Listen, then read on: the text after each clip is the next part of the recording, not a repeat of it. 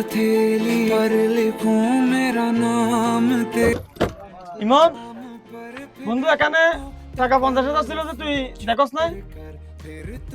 বন্ধু, জিনিসটা তো আমি কিছু জানি না। এখানে টাকা 50,000 ছিল তো, টাকাগুলা কই?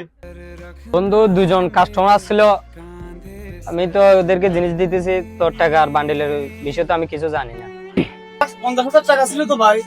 তুই বন্ধু বলে আমি তোর দোকানে আসি, আর তুই আমাকে চোর ভাবতেছিস? বন্ধু আমি এত কিছু শুনতে যাচ্ছি না। তুই কি চোর নাকি চোর না আমি এটা বলতে যাচ্ছি না। আমি বলতে যাচ্ছি যে কাজটা করছো তুমি ভালো করো। তুমি বলছো যে এখানে 50,000 টাকা ছিল, টাকাটা কই ভাই? বন্ধু, আসলে তুই জিনিসটা ভুল বুঝতেছিস। ভাই জিনিসটা আমার মাথার উপর দিয়ে যাচ্ছে, তুই খালি আমার চোখের সামনে থেকে চলে যা, আমার সামনে আর কোনোদিন আসবি না তুই।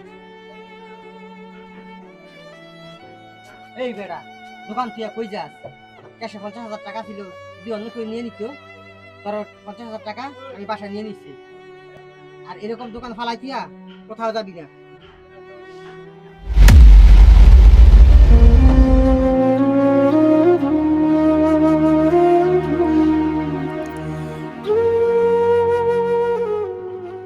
শুধুমাত্র একটা ভুল সিদ্ধান্তের কারণে আমি আজকে আমার বন্ধুটা হারাইলাম। বন্ধুকে আমি কিভাবে এই জিনিসটা বোঝাবো আমি নিজেও বুঝতেছি না।